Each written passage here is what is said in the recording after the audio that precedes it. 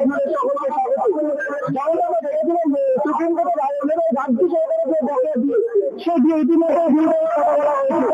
পাশাপাশি দেখা যাচ্ছে যে সেই দিয়ে তারিখ হাতে কয়েকদিন বাকি হয়, তারই প্রতিবাদে আজকে আমরা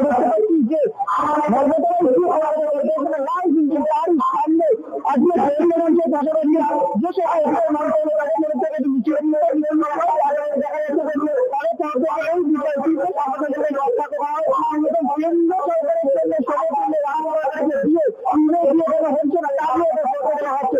পাশাপাশি আমরা এখন জানানো সামনে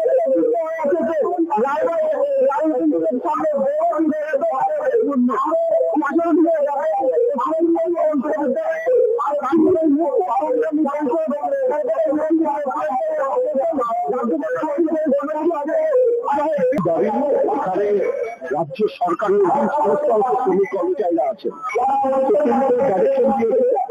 যে 2009 থেকে 19 সাল পর্যন্ত সরকারি কর্মচারীদের কেন্দ্রীয় হারে মর্যাদা বকেয়া ছিল সময়সীমা 28 দিন, কিন্তু এখন অব্দি রাজ্য সরকারের পদক্ষেপ ইতিবাচক পদক্ষেপ করা যাচ্ছে না।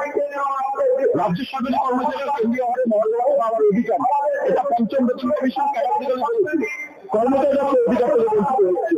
জনমানসে তুলে দেওয়া হচ্ছে যেন কর্মচারীদের অর্থ দিতে গিয়ে রাজ্য সরকার ধার করতে বাধ্য হচ্ছে, কিন্তু এই মহার্ঘ ভাতা না দিয়ে রাজ্য সরকার 1,29,100 টাকা প্রচার করেছেন। এই রাজ্য দাবিতে যেমন শ্রমিকদের কেন্দ্রীয় সরকার শ্রমিকদের নামিয়ে আসতে শ্রমিকদের বিরুদ্ধে আগামী 9 জুলাই যে সর্বভারতীয় ধর্মঘট হবে, সেই ধর্মঘটের সমর্থনে আমরা কর্মসূচি করছি।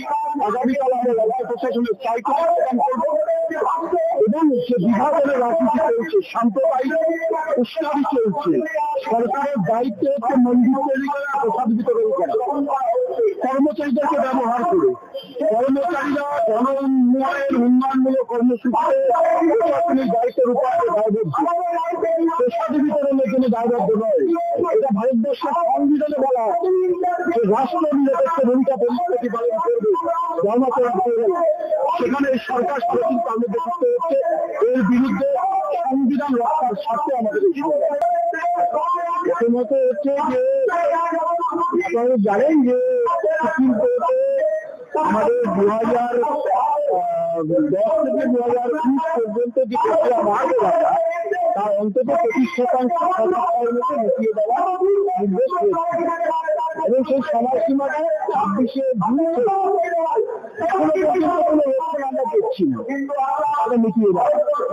প্রথমত সেটা, দ্বিতীয়ত হচ্ছে যে আমাদের পরবর্তী করে মানে সক্রিয় বেতন কমিশন তার যে সুপারিশ রাজ্য সরকারের কাছে করা হয়েছিল তা কোন রাজ্য সরকার গ্রহণ করলে কোনটা কোন রাখাও আমরা জানি না, এটা পাবলিক দলে নিয়ে আসে, এটা পাবলিক দলে নিয়ে আসে। তার সাথে সাথে কেন্দ্র সরকার যে শ্রমের আইন নিয়ে এসে সেটা বাতিল করা আমাদের সমস্যাগুলো পূরণ করা, যাতে দীর্ঘদিন ধরে যে অর্থ হিসেবে কাজ করছে, চুক্তির ভিত্তিতে কাজ করছে, সেই অনুযায়ী কাজ করছে, কিন্তু তাদের কারিকরণ হচ্ছে না। মূলত এই দাবিগুলোকে নিয়ে আমরা পরবর্তী পদক্ষেপ কি হতে যাবে, পরবর্তী পদক্ষেপ নিয়ে আমরা এই সভায় আলোচনা করে এককভাবে সিদ্ধান্ত নেওয়ার বিষয় নয়। গুজরাটের এখানে 36-37টা সংগঠন রয়েছে, আমরা সিদ্ধান্ত নেব এবং সেই পরবর্তী কি পদক্ষেপের মধ্যে আমরা যাবো এবং আজকেই সম্ভবত আমরা আপনারা চেষ্টা করুন, আজকেই সম্ভবত আমরা জানিয়ে। আপনার নাম?